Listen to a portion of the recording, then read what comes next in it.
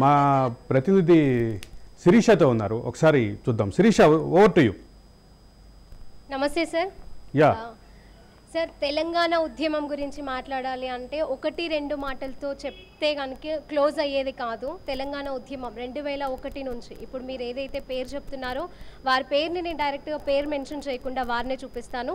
తెలంగాణ ఉద్యమానికి సంబంధించి ఎవరెవరైతే అంటే తెలంగాణ ఉద్యమంలో ఇది నా కుటుంబం, కేసీఆర్ కుటుంబం, కేటీఆర్ కుటుంబం, కవిత, హరీష్ రావు ఇలాంటి పేర్లు ఒకే కుటుంబం అని మనకు ఎప్పుడు వినబడుతూ ఉంటాయి. ఇలాంటి ఒక కుటుంబంలో ఒక పేరు అంటే మన మాజీ డిప్యూటీ మేయర్, ఇప్పుడు ప్రస్తుత బోరబండ కార్పొరేటర్ బాబా ఫసీయుద్దీన్.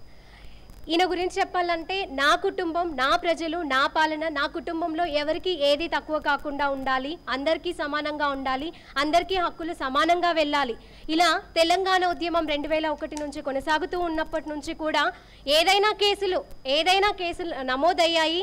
ఏదైనా కేసు ఫస్ట్ నమోదయ్యింది అంటే పేరు ఫస్ట్గా వచ్చేది బాబా ఫసీయుద్దీన్. అంటే ప్రతి కేసులో కూడా ప్రతిదీ నా కుటుంబందే, ఏ కేసు అయినా సరే నేను దాన్ని స్వీకరిస్తాను అని చెప్పి తన భుజాల మీద వేసుకొని ఈ కుటుంబం గురించి నేను మాట్లాడుతూ ఉన్నాను. ఇప్పుడు తను మనతో పాటే ఉన్నారు బాబా ఫసీయుద్దీన్ గారు. తనతో మాట్లాడితే కనుక మనకి చాలా విషయాలు బయటకు వస్తాయి. అంటే నా కుటుంబం అని చెప్పిన తను ఈరోజు కుటుంబం నుంచి తను వేరయ్యాడా, కుటుంబంలో ఉన్న వ్యక్తులే వేరై తినే ఒక దేశానికి, ఒక రాష్ట్రానికి, మన తెలంగాణ రాష్ట్రంలో ఉన్నటువంటి కుటుంబ సభ్యులందరూ ఒక పక్కగా వచ్చారు. కేసీఆర్, కవిత, కేటీఆర్ మాత్రమే వీళ్ళు పక్కకి వెళ్ళిపోయారు. కానీ కుటుంబం అంతా నా మీదే ఉంది, ఆ భారం అంతా నేనే మోస్తాను అంటే వాళ్ళకు ఉన్నటువంటి ప్రాబ్లమ్స్ అన్నీ నేనే కరెక్ట్ చేయగలుగుతాను అని అంటున్నారు. ఇప్పుడు బాబా ఫసీయుద్దీన్తో మాట్లాడండి. సార్ నమస్తే అండి. చెప్పండి సార్, అంటే విన్నాము మీరేంటనేది అందరికీ తెలుసు. నా కుటుంబం అని చెప్పే ఇక్కడ మీరు ప్రస్తుతం ఆ కుటుంబం నుంచి మీరు బయటకు వచ్చేసారా ఏంటి అన్న తెలియాలి.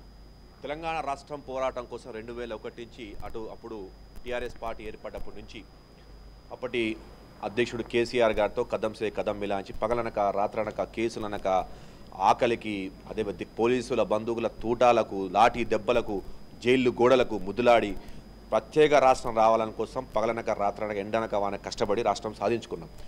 వాళ్ళు ఎక్కడైతే కేసీఆర్ గారు తెలంగాణ కోసం పోరాటం మొదలుపెట్టినప్పటి నుంచి అప్పటి నుంచి 14 తెలంగాణ రాష్ట్రం వచ్చే వరకు ఏ కార్యక్రమం తీసుకున్నా, ముఖ్యంగా హైదరాబాద్ నగరం ఏం తీసుకున్నా బాబా లేనిది కార్యక్రమం కాదు. బాబా లేకపోతే వంటవార్పు కాదు, బాబా లేకపోతే మౌలాలీలో రైలు రోకో కాదు, బాబా లేకపోతే బషీర్బాద్ చౌరస్తాలో రాస్తా రోకో కాదు, బాబా లేకపోతే విద్యుత్ సోదా ఖైరతాబాద్ ధర్నా కాదు. కేటీఆర్ గారు కూడా 2007లో వచ్చిన ట్విట్టర్ బై ఆనకైనా ముందు 2001 పార్టీలో ఉద్యమంలో పనిచేస్తే ఒక చిన్న స్థాయి కాదు, కీలక స్థాయిలో ఇంటికాడ ఉంటూ కుటుంబంలో వ్యక్తిగా ఉండి పగలనక రాత్రంగా క్షమించి ఏమున్నా అప్పుడు కేసీఆర్ గారు హైదరాబాద్లో పని ఉంటే బాబాకు ఫోన్ కారు. సుదర్శన్ రావు పాపం చనిపోయారు పెద్దలు స్వర్గీయులు మాధవరం సుదర్శన్ రావు గారు. అదేవిధంగా ఇప్పుడు మాజీ డిప్యూటీ స్పీకరు సికింద్రాబాదు ఎమ్మెల్యే పద్మారావుకు ఫోన్ కారు. అలా చెప్పే విధంగా పగలనక రాత్రనక కష్టపడి చేస్తే ఈరోజు తెలంగాణ రాష్ట్రం వచ్చిన తర్వాత 14 టికెట్ ఇస్తామని మోసం చేశారు. అదేవిధంగా 16 రోజు టికెట్ కార్పొరేట్ టికెట్ ఏదో నామవర్గం ఇస్తే ఓడిపోతా గెలిపోతా నాకు మెంబరింగ్ బడ్జెట్ పెద్ద పంచాది.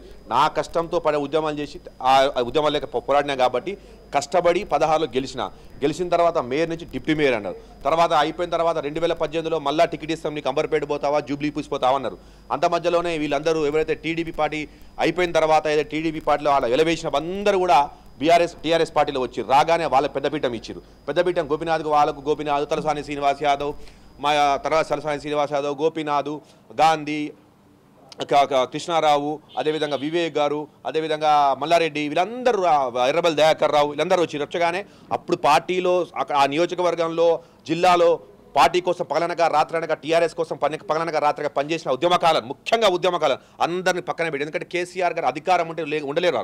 ముఖ్యంగా కేటీఆర్ అయితే అధికారం లేకపోతే ఆయన మాట్లాడి, ఎందుకంటే ఆయన ఇప్పుడు జైలుకు పోయింది లేదు, కేసులు పెట్టుకుంది లేదు, జైలు గోడలు ముద్దలాడింది లేదు.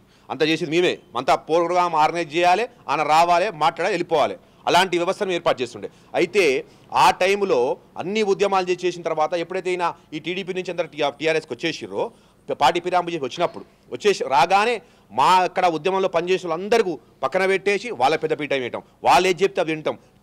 ఎమ్మెల్యే సెంట్రలైజ్ పాలిటిక్స్, ఎమ్మెల్యే చెప్తే చేయాలి, ఎమ్మెల్యే చెప్తే ట్రాన్స్ఫర్ చేయాలి, ఎమ్మెల్యే చెప్తే అది ఎమ్మెల్యే ఫలానా వ్యక్తి పైన కేసులు పెట్టాలి. వాడు పార్టీ ఎవడైనా సరే, ఉద్యమకారుడైనా సరే, ఇంటివాడైనా సరే, ఎవడైనా సరే ఎమ్మెల్యే చెప్పిండా కేసులు పెట్టాలి. నా మీద ఉద్యమంలో కేసులకైనా ఈ 3 ఏళ్లలో గోపీనాథ్ పెట్టిన కేసులు ఎక్కువైనాయి. ఈ 4 తెలంగాణ ఉద్యమంలో అలాంటి పాలకులతో పోరాటంకైనా ఈ 3.5 ఏళ్ళు గోపీనాథ్తో పోరాటం ఎక్కువైపోయింది. నా ఇంటిపైన కేసులు, నా ఇంటి పైన కేసులు, నా ఆఫీస్ తీపిచ్చేసి మా కుటుంబకు వెళ్ళేసి చిన్నగా లాస్ట్కు సిగ్గు శరం ఉండాలి. కేటీఆర్ వెంటనే నేను పోయిన 48 అవర్స్ కాగానే తెలంగాణ భవన్లో ఇందాక మీటింగ్ పెట్టిండంట అని అనుకుంటుంటే తెలంగాణ భవన్లో మీటింగ్ వేస్తే కార్పొరేటర్ దాంట్లో 11 మంది గైర్హాజరు. ఆల్రెడీ 11 మంది గైర్హాజరు కార్పొరేటర్లు, దాంట్లో ఉన్న కార్పొరేటర్లు ఉంటారు కదా, మొత్తం అంతా మొత్తం 0.5 ఉంది. అంటే ఇప్పుడు మీరు ఏమంటున్నారు, ఇప్పుడు మీరు లెఫ్ట్ అయిన తర్వాత పార్టీ నుంచి లెఫ్ట్ అయిన తర్వాత అత్యవసర మీటింగ్ పెట్టారు కార్పొరేటర్లు, అంటే అది మీ మీద భయం కొద్దే పెట్టారంటారు? నేను చెప్తున్నా కదా, ఇగోండి గుర్తుపెట్టుకోండి, సమాజంలో ఎప్పుడైనా ఈ సమాజంలో ప్రభుత్వ వ్యవస్థలు ఎవరితో ఎక్కువగా భయపడతాయంటే విప్లవకారులతో, ఉద్యమకారులతో, వాళ్ళతో చాలా భయపడతారు ప్రభుత్వాలు. కాబట్టి నేను ఒక ఉద్యమకారుని భయపడి ఆగమేఘాల మీద నేను పోయి 45 గంటలు కూడా కాలే, 45 గంటలు కాకపోతే వెంటనే మీటింగ్ పెట్టి ఆ మాజీ మంత్రి తలసాని శ్రీనివాస్ యాదవ్, అది మా ఇప్పుడు సప్లయింగ్ కంపెనీ ఓనర్ మా ఎమ్మెల్యే గోపీనాథ్, వీళ్ళందరూ కలిసి వెంటనే మీటింగ్ పెట్టి బాబా అట్లా మాట్లాడతారు, బాబా ఇట్లా మాట్లాడు, బాబాని అడ్డుకోవాలి, బాబాని అట్లా చేయాలి, ఆ బాబాని గుద్దాలి, తన్నాలి అని చెప్తున్నట. నేను హైదరాబాద్ కమిషనర్ గారిని నేను శిరస్సు వహించిగా కోరుతున్నాను. నా ప్రాణానికి హాని ఉంది, నా ప్రాణానికి మాగంటి గోపీనాథ్ అనుచరులు, మాగంటి గోపీనాథ్ సుపారీలు ఇచ్చుకుంటా కొంతమంది రౌడీ షీటర్లకు మాట్లాడడం జరుగుతుంది. నా దగ్గర ఆధారాలు ఉన్నాయి. దయచేసి కమిషనర్ గారు, నా ప్రాణాలకు హామీ ఉంది, కాపాడాల్సిందిగా, రక్షించాల్సిందిగా, నాకు ప్రొటెక్షన్ కల్పించాల్సిందిగా హైదరాబాద్ కమిషనర్ గారిని, అదేవిధంగా తెలంగాణ డీజీపీ గారిని కోరుతున్నాను, దయచేసి కల్పించాల్సి. ఎందుకంటే ఇప్పుడు వాళ్ళకి బర్దశత లేదు. ఎట్లా బాబాగా నోరాపలేం కాదు, గొంతు నొక్కుదాం, మొత్తంగా భౌతికంగా లేకుండా చేద్దామని ప్రయత్నాలు చేస్తున్నారు. మీరు ఒక కుటుంబంలో ఒక వ్యక్తిగా ఉంటూనే వాళ్ళేంటో మీకు తెలుసు, మీరేంటో వాళ్ళకి తెలిసి ప్రతిదీ ఒక ధర్నా అయితేంది, ఒక రైలు రాస్తారు, ఒక ఇలాంటి ధర్నాలు ఏది జరిగినా కూడా మీరు బాబా ఫజీయుద్దీన్ పేరు చెప్తేనే అది జరిగేది ప్రోగ్రామ్. సో అలాంటి మీకే ఇంత అన్యాయం జరిగిందని మీరు అంటున్నారు. మరి మిగతా ఉద్యమకారులకు ఇప్పుడేమైనా ఇంకా వాళ్ళు బాధలు పడుతూనే ఉన్నారా? ఇంకా ఎమ్మెల్యే సెంట్రలైజ్ పాలిటిక్స్ నడుస్తుంది టీఆర్ఎస్లో. ఉద్యమకారులకు విలువ లేదండి. టీఆర్ఎస్లో మైనార్టీలకు విలువ లేదు, ఉద్యమకారులకు విలువ లేదు. ఆ తెలంగాణ ఏమనొస్తుంది ఇప్పుడు బీఆర్ఎస్ పార్టీ, బీజేపీ పార్టీ, అది కావాల్సింది చెప్తున్నా కదా. ఇందాక నేను మైనార్టీలకు, బీసీలకు, బహుజనులకు, ఎస్సీలకు, దళితకి ఎటువంటి గౌరవం లేదని ఇప్పుడు మీ రాజ్ న్యూస్లో స్కూలింగ్ చేస్తున్నారు. బీఆర్ఎస్ బీజేపీ కలిసి అలయన్స్ అయ్యింది. ఇది అయ్యేదే, ఎందుకంటే బీజేపీ బీటీమే బీఆర్ఎస్ ఢిల్లీ చెప్తుంది, ఇక్కడ గల్లీలో అమలు చేస్తాడు. అంటే ఎందుకు బీజేపీ బీఆర్ఎస్ ఇప్పుడు పెట్టుకోవాల్సిన అవసరం ఏంది? ఎలక్షన్స్ టైంలో మీరు ఒకరికొకరు తిట్టుకున్నదంతా మీరు చూసే ఉంటారు, మీకు తెలుసు. నటన గల్లీలో గుద్దుకోవాలి, ఊర్లో గుద్దుకోవాలి. బీఆర్ఎస్ బీజేపీ గల్లీలో గుద్దుకోవాలి, ఊర్లో గుద్దుకోవాలి. బీఆర్ఎస్ బీజేపీ ఢిల్లీలో పోయి గలేమిలాంచాలి. గల్లీలో గుద్దుకోవాలి, బీఆర్ఎస్ బీజేపీ ఢిల్లీలో పోయి గలేమిలాంచాలి. ఇప్పటి నుంచి కాదు, ఎప్పటి నుంచో నేను ఎన్నోసార్లు చూసినా. నరేంద్ర మోడీ ఏ పని చేసినా దానికి పత్తాసు పలకటం. ముఖ్యంగా కేటీఆర్ గారు ట్విట్టర్ పెట్టి నరేంద్ర మోడీ అసక్కర్రే నేను ముస్లింగా 10 సార్లు చూస్తాడు. నరేంద్ర మోడీ గురించి, బీజేపీ గురించి మాట్లాడితే వీడియో ఫీల్ అవుతున్నాను. అదే మంచి చేస్తే మంచి. అంటే ఇప్పుడు మీరు చెప్పండి, బీజేపీ బీఆర్ఎస్ పొత్తు కేవలం బీఆర్ఎస్ మీద వచ్చినటువంటి కేసులు 1-2 కాదు, మేడిగడ్డ ప్రాజెక్ట్ ఇలాంటివి చూసుకుంటే చాలా కేసులు ఫైల్లోకి వస్తున్నాయి. అవి తెర మీదకి వస్తున్నాయి. కాబట్టి ఇవన్నీ కప్పిపుచ్చుకునే ప్రయత్నం కోసమే బీజేపీలో పొత్తు పెట్టుకోవాలని ఆలోచిస్తుందా? ఏం లేదండి. ఇప్పుడు ముఖ్యంగా చెప్పాలంటే ప్రజల పక్షాన తెలంగాణ ప్రజలు, ముఖ్యంగా గ్రామాల నుంచి, భారతదేశానికి వెన్నెముక లాంటి గ్రామాల నుంచి ఈరోజు అందరూ తెలంగాణ ఇచ్చింది కాంగ్రెస్ పార్టీ, తెలంగాణ ఇచ్చింది కాంగ్రెస్ పార్టీ. అమ్మ సోనియమ్మ ఆశీర్వాదంతో తెలంగాణ ఇచ్చింది. మళ్ళా 9.5 ఏళ్ళు గడిల పరిపాలన చూస్తాం. తనకు తెలంగాణ ఇచ్చింది కాంగ్రెస్ కాబట్టి కాంగ్రెస్ ఓటు వేయాలి. యువ నాయకుడు, అద్భుతంగా పనిచేస్తున్న గౌరవ ముఖ్యమంత్రి రేవంత్ రెడ్డి గారి నాయకత్వం బలపరచాలి. అలాంటి వాళ్ళు రాష్ట్రాన్ని ఏలాలని చెప్పి తెలంగాణ ప్రజలు సమాధానం చెప్పి కాంగ్రెస్ పార్టీని గెలిపించారు, అద్భుతంగా సీట్లు ఇచ్చారు. అప్పటి నుంచి కడుపులో మసమసలాడుతూ ఈ ప్రభుత్వాన్ని ఏం చేద్దామని చెప్పి అటు బీజేపీ ఇటు బీఆర్ఎస్ కుట్ర చేస్తున్నారు. కానీ కుట్రలు కుతంత్రాలు తెలంగాణలో నడవవు.